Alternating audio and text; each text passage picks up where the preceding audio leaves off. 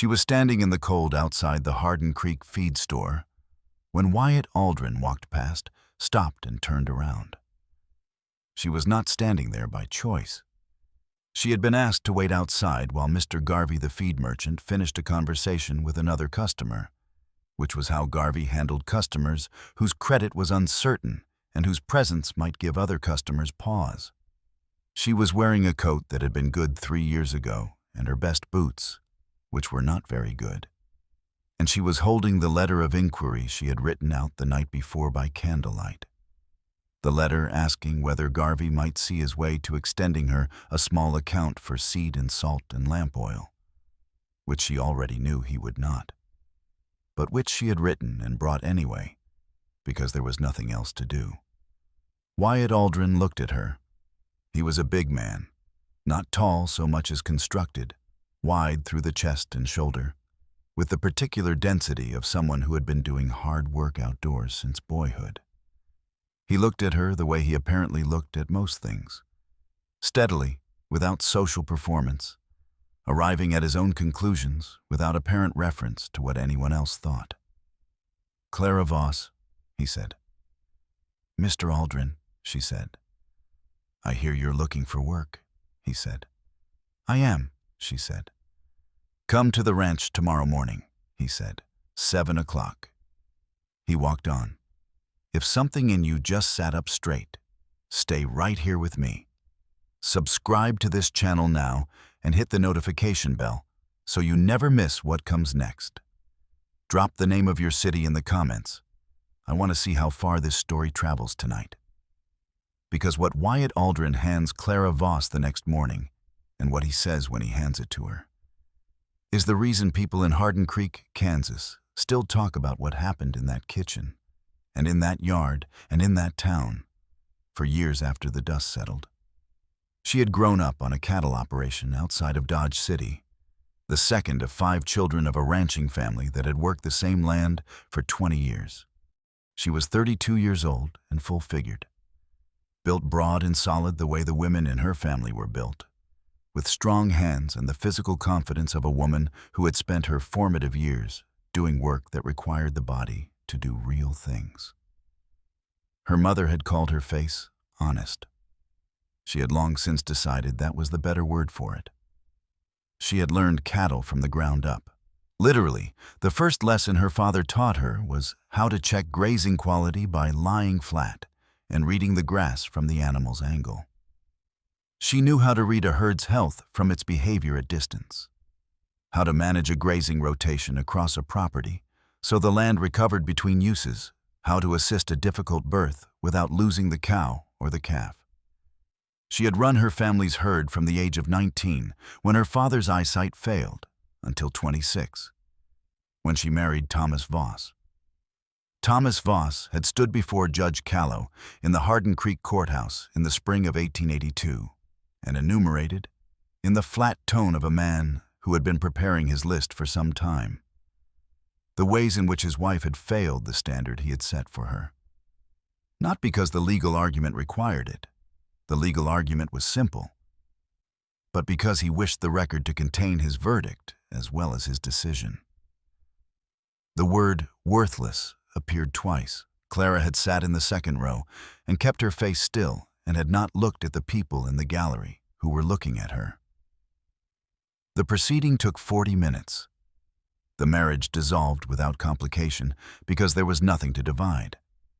Thomas had managed the finances into a condition that left her with her trunk and her good boots, which were at that time still good.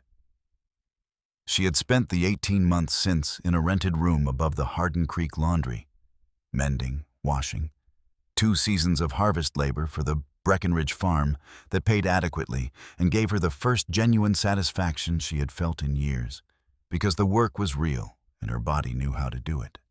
She had saved carefully. She had not saved enough. The feed store letter was the 3rd such letter she had written in 2 months. And she knew before she wrote it that Garvey would say no because Garvey had been in the courthouse gallery.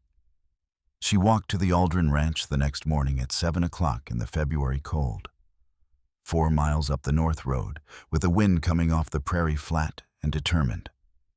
The ranch came into view on a rise, a large house, good barn, straight fence lines.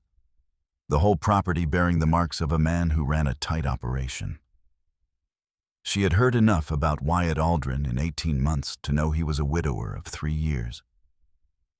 That he ran 400 acres of good Kansas grazing land. That he had one son named Samuel who was 11 and who helped on the ranch, and that his late wife had been a woman of some warmth whose absence had changed the house's quality in ways the work had not been able to compensate for. She had also heard that Aldrin hired on merit and paid what he owed and did not particularly care what the town thought about his decisions. She had filed this information carefully in the part of her mind she reserved for things that might matter later. He was in the yard when she arrived, mending harness on the fence rail. He looked up when she came through the gate and looked back down at the harness. "The position is cook and housekeeper," he said, without preamble. 6 days a week, Sunday off. Wages are $30 a month and room and board. The kitchen needs work, and the house needs more than that. Samuel eats everything and doesn't say much about it. He finished a stitch and cut the thread. "I know your history." "I know you do," she said. He looked up again at that. She had said it the way she said most things now, plainly, without the defensive cringe or the apologetic preamble that people in her position sometimes adopted. She had decided, in the second year of the rented room above the laundry, that apology was the one currency she could not afford to keep spending. "The history," he said, "is the town's problem, not mine."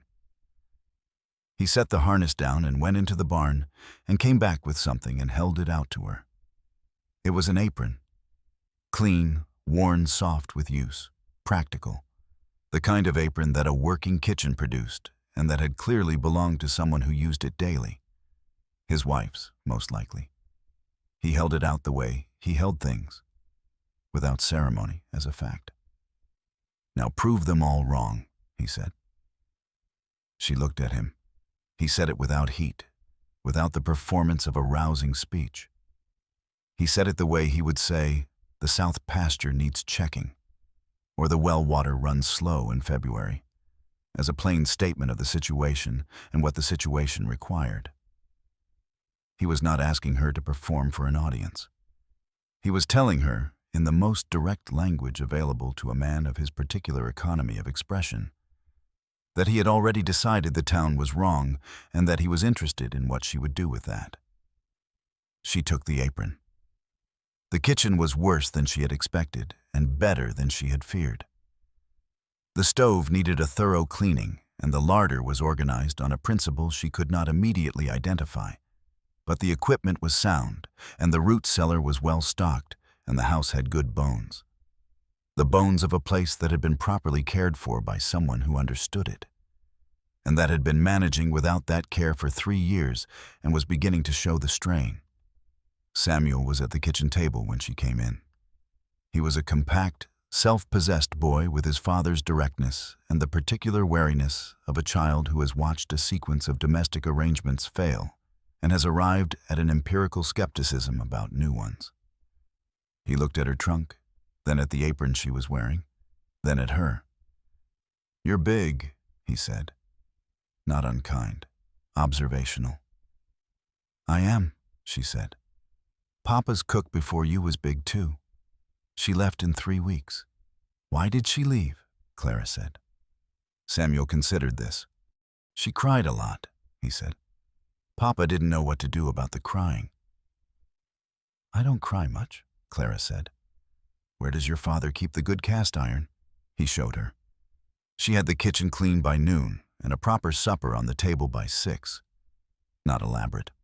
She had assessed the larder and made what it could make, a beef and root vegetable stew with skillet cornbread, the kind of meal that was honest about what it was and did not apologize for not being something else. Wyatt ate it without comment. Samuel ate it with the concentrated efficiency of a boy who had not had a properly cooked meal in longer than he remembered and who was not going to stop eating until there was nothing left. When his bowl was empty, he looked at it. Then, at the pot on the stove. "Is there more?" he said. "There is," she said. He got up and got it himself, which she noted, a boy who had been left to manage his own meals long enough to know where the pot was. In the days that followed, the ranch began the slow process of reassembling itself around the presence of a competent woman. Meals at fixed hours. The kitchen organized on a principle she could explain. The household accounts, which Wyatt brought her on the fourth day, with the look of a man handing over something he was relieved to no longer be solely responsible for. Reviewed and restructured with the brisk efficiency she applied to most problems that were primarily mathematical. On the seventh day, she was walking the south fence line to assess the repair work needed. Wyatt had asked, and she had simply gone, because looking at fence lines was something her body understood. And she found a section of the winter pasture where the grazing pattern looked wrong. The grass was not recovering in the southeast corner the way it should have been, which meant the herd was being held on that section longer than the land could sustain. She looked at the layout for a while, then walked the creek line to check the water, and understood what the problem was before she got back to the house. She told him at supper. He listened to all of it. His fork stopped moving about 2 sentences in. When she finished, he set the fork down and looked at her with an expression that was not surprise exactly, but something adjacent to it. The recalibration of a man who has just received information from a direction he was not watching. "How do you know that?" he said. "I ran my family's cattle operation for 7 years," she said, "before Thomas." She said the name the way she said difficult things, plainly, without flinching away from it. A pause. "Your husband's statement said you had no practical skills." "My husband's statement," she said, "was about his opinion of what I should have been, not about what I was." She looked at the stew in her bowl. "The southeast corner needs 2 weeks without grazing. If you move the herd to the north section and rotate back, you'll recover the ground before spring." He looked at her for a long moment. "I'll do that tomorrow," he said. He did it the next morning. She watched from the kitchen window and did not say anything about it when he came in for the midday meal.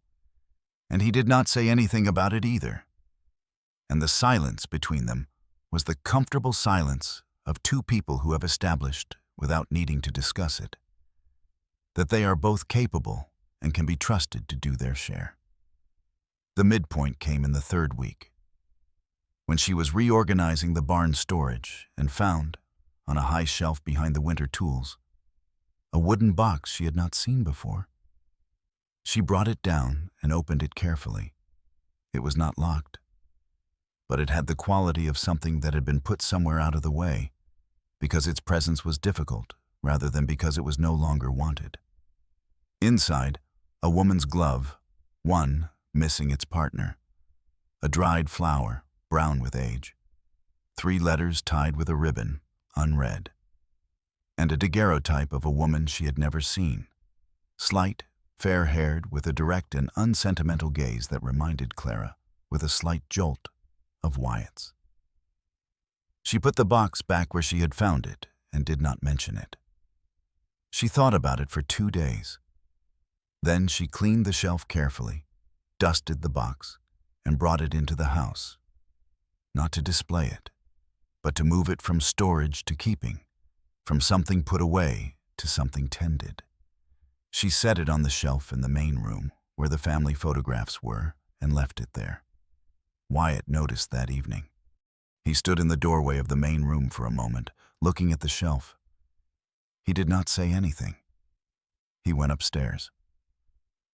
The next morning he came down at his usual hour and poured his coffee and stood at the kitchen window and said without turning around, "Her name was Judith." "She has your eyes," Clara said. A pause. "Samuels," he said. "Samuels," she agreed.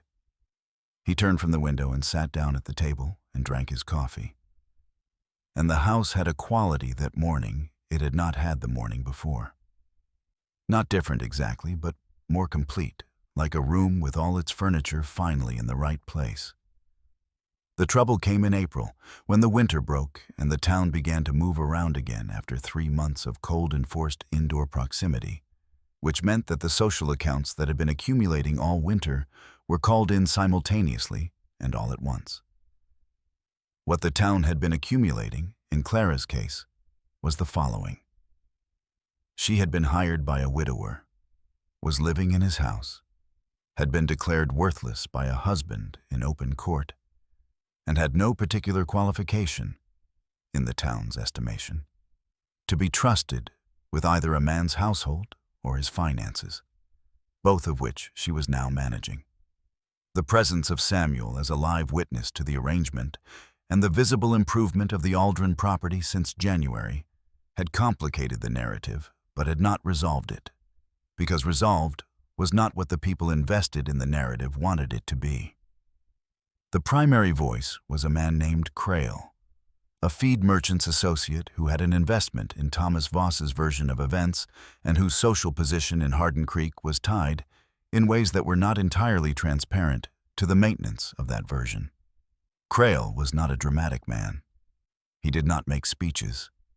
He circulated, in the feed store, in the dry goods, at the church social, a quiet and persistent suggestion that the Aldrin arrangement was irregular, that a woman of Clara's record was not a suitable influence on a boy of Samuel's age, and that a man of Aldrin's standing might wish to reconsider.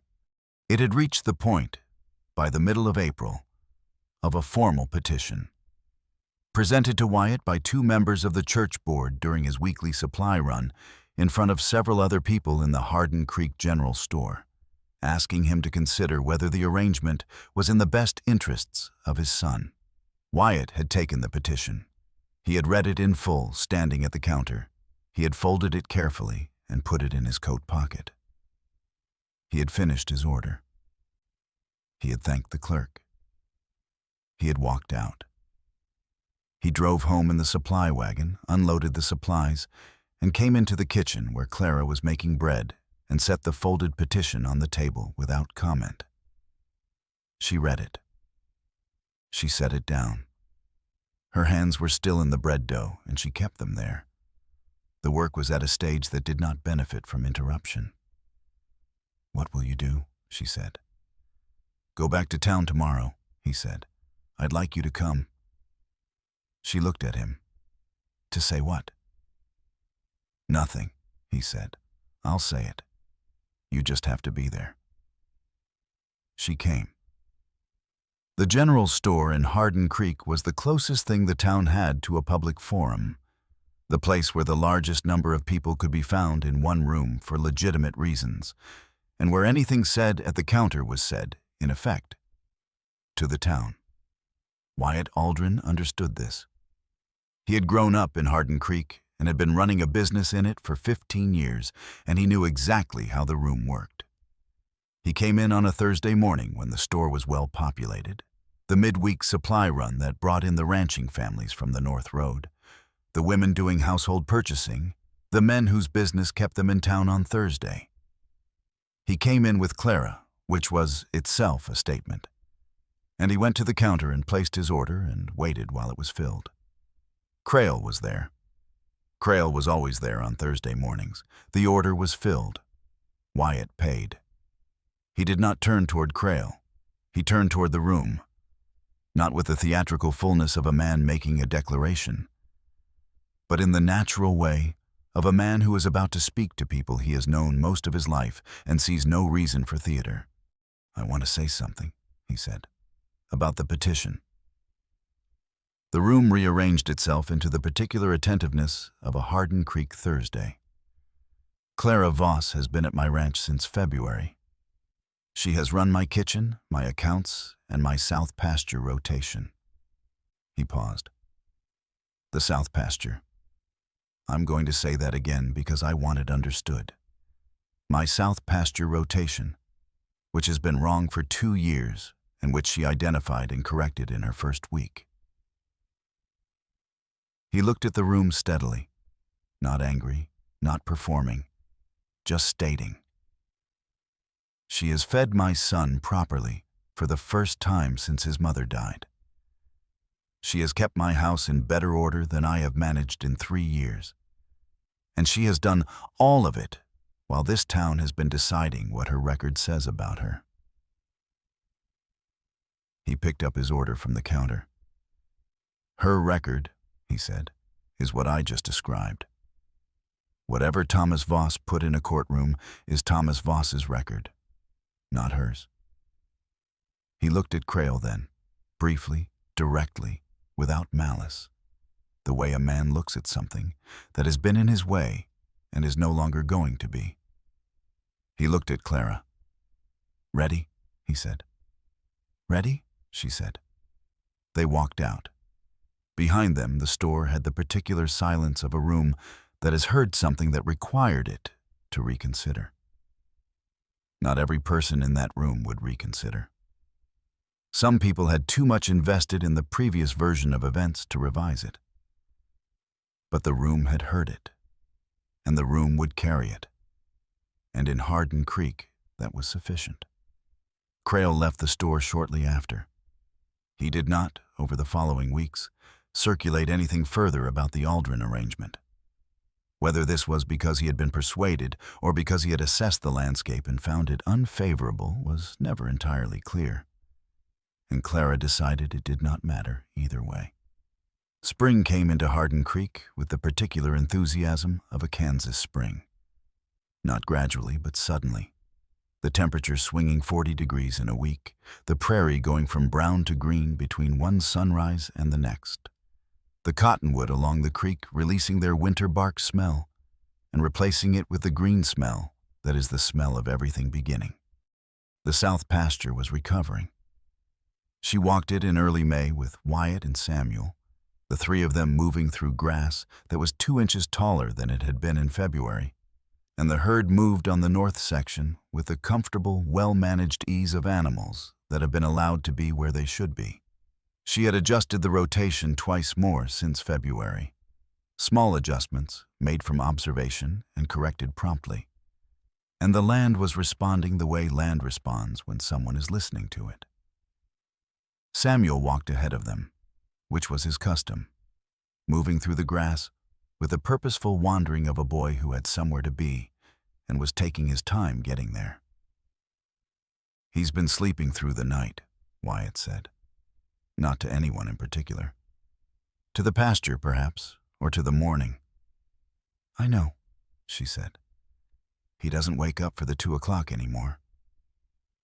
Wyatt looked at her. I hear things, she said. The house has a particular language after midnight.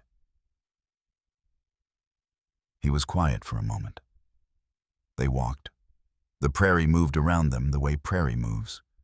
Enormous, indifferent, occupied with its own concerns, making small room for human arrangements in the scale of things. I want to talk to you about a more permanent arrangement, he said.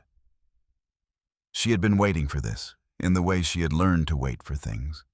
Not anxiously, but with a settled patience, doing the work in front of her, and letting the other thing arrive when it was ready. I'm listening, she said. The work you're doing, he said, is the work of someone who is going to stay. The pasture rotation. The accounts? The way you handled the box. He paused. Samuel asked me last week if you were going to stay. What did you tell him? She said. I told him I intended to ask. She looked at the south pasture, at the grass coming back, at the herd on the north section, at the fence line straight and the water running clean in the creek. She looked at Wyatt, at the honest, unperforming face of a man who had handed her an apron in February and told her to prove the town wrong, and had stood in a general store in April and corrected the record in front of everyone who held it against her. Yes, she said. The answer is yes. He nodded once, the way he agreed to things that were settled, not with relief, because relief implied he had been uncertain, and he was a man who did not easily allow himself uncertainty. with the simple acknowledgement of a fact that had been arrived at correctly. They walked back to the house through the spring grass, Samuel ahead of them, and the morning enormous and patient around them all. The sky the high, clear blue of a Kansas May that makes a person understand why people came here in the first place and stayed. She had been called worthless in a courthouse in front of people who had known her for years. And she had sat in the second row and kept her face still, and had walked out when it was over, and had kept walking for 18 months until she found a place where the word did not apply. Not because the place was exceptional, but because the man who ran it looked at what a person could do rather than what someone else had said about them. She had kept walking. She had taken the apron. She had done the work. The work was the whole of it, and it was more than enough, and the south pasture proved it, green and recovering and exactly where it should be, answering back to anyone who cared to look. In the spring of 1895, Samuel Aldrin, 12 years older and running the north section of the ranch on his own, introduced his wife to Clara at the dinner table. The woman looked at the house, at the accounts on the shelf, at the photograph of Judith on the mantel, at the kitchen that smelled of bread, and the outdoor smell that meant the door had been left open because someone was working near the house and kept coming in and going out. "Who ran all this?" she said. "She did," Samuel said. "Still does." Clara, at the stove, did not turn around, but something in her shoulders said she had heard it, and that it had landed precisely where it was meant to.